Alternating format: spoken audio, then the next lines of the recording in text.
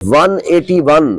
جو ہمارے polling stations ہیں وہاں انہوں نے فورجری کر کے، فراڈ کر کے، بےمانی کر کے ان کے فارم 45 تبدیل کیے ہیں، جس کے اندر بہت ساروں کے اندر کٹنگ کی ہے،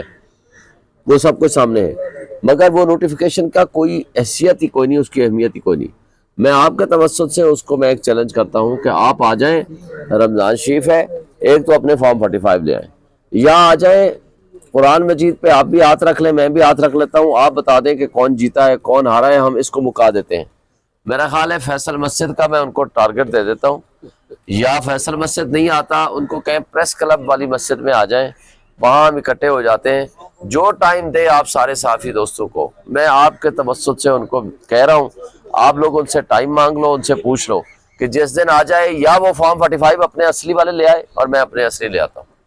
اس کے مطابق ہم کمپیریزن کر لیتے ہیں۔ دوسرا آپشن یہ ہے کہ ہم مسجد چلے جاتے ہیں دونوں، اور آپ صحافیوں کو بھی ساتھ لے جاتے ہیں، وہ قرآن مجید پہ ہاتھ رکھ لے، وہ کہہ دے کہ جو کچھ وہ کہہ رہا ہے وہ درست ہے، تو میں اس کو خیرات سمجھ کے اس کو دے دوں گا، یہ کانسٹیٹوئنسی اس کے حوالے کر دوں گا، اس کو کہیں آ جائے۔ دیکھیں اس طریقے سے انہوں نے اگلے جہان تو اپنے گلے کا توق اس کو بنایا ہی بنایا ہے۔ اس جہان میں جو ذلت ان کے مقدر میں آئی ہے، جنہوں نے یہ فراڈ کے ذریعے، فورجری کے ذریعے، بےمانی کے ذریعے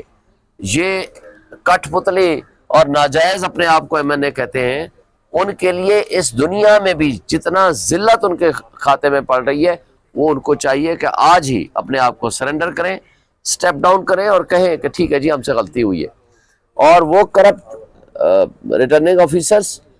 ان کے خلاف تو ہم نے ایکشن کرنا ہے، ان کے خلاف تو ہم نے FIR کٹوانی ہے، وہ تو ان کو تو ہم نے کسی صورت نہیں چھوڑنا، کیونکہ آئندہ کے لیے بھی الیکشنز بھی آنے ہیں، آئندہ کے لیے انہوں نے گورنمنٹ بھی چلانی ہے، تو ایسے لوگوں کو کسی صورت نوکری میں نہیں ہونا چاہیے ایٹ لیسٹ، اور ان کے خلاف پروسیڈنگز ہونی چاہیے۔ اس کے بعد میں آخری بات اپنے ملک کی طاقتور طبقوں کو، اسٹیبلشمنٹ کو کہتا ہوں کہ ان چوروں کے پیچھے چھپنا، ان کو چھپانا چھوڑ دیں، اور آپ بھی چھپنا چھوڑ دیں،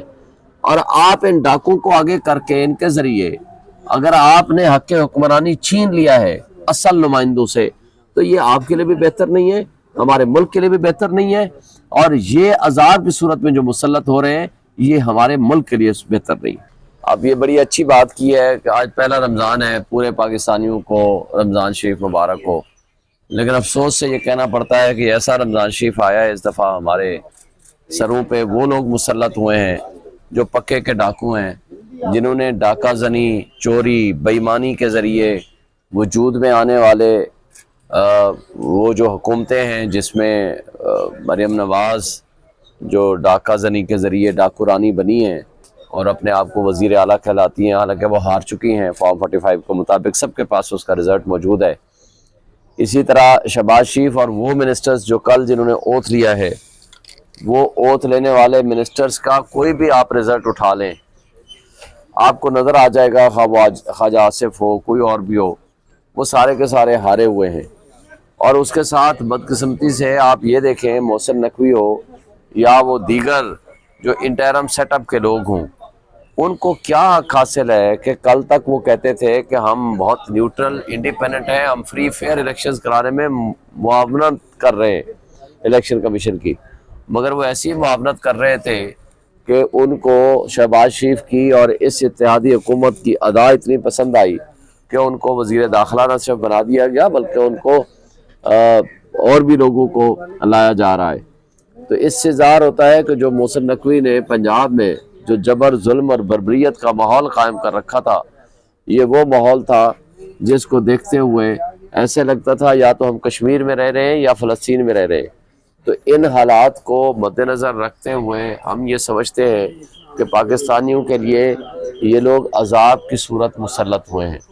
لیکن ایک بات جو سمیع اللہ صاحب نے بھی کی، میں کہنا چاہوں گا،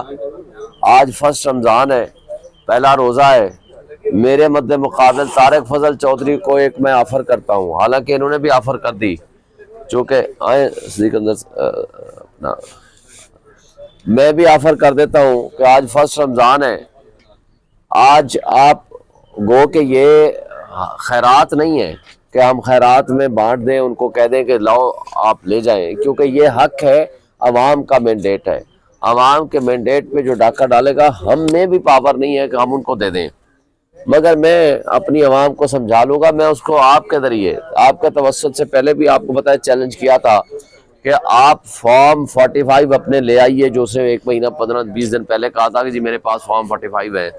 آج تک نہ اس نے اپلوڈ کیے، نہ کسی ویب سائٹ پہ ڈالے ہیں، نہ کسی اپنے فیس بک کے اکاؤنٹ میں ڈالے ہیں، نہ وہ لے کر آئے ہیں، نہ آپ کو دکھایا ہے، سب آپ کے سامنے ہے۔ اس لیے کہ ڈاکہ زنی کی کرنے کے بعد ان کے پاس کوئی آپشن نہیں تھا، اب اوریجنل لے کر آئیں۔ یہ تو ویب سائٹ والے ہیں نا، ویب سائٹ والے تو ہم نے بھی ڈاؤن لوڈ کر دیے ہیں جس میں انہوں نے فورجری کیا ہے، اور فورجری کی بہت ساری تفصیلات آپ کے پاس آ چکی ہیں۔ اور عجیب بات ہے میرے کیس میں تو آپ کو پتہ ہے کہ نوٹیفیکیشن ہے 11 تاریخ کا، 11 فروری کا، اور فارم 48 اور 49 بنتے ہیں، کنسالیڈیشن ہوتی ہے 12 تاریخ کو، جبکہ 11 کو الیکشن کمیشن خود سٹے دے چکا تھا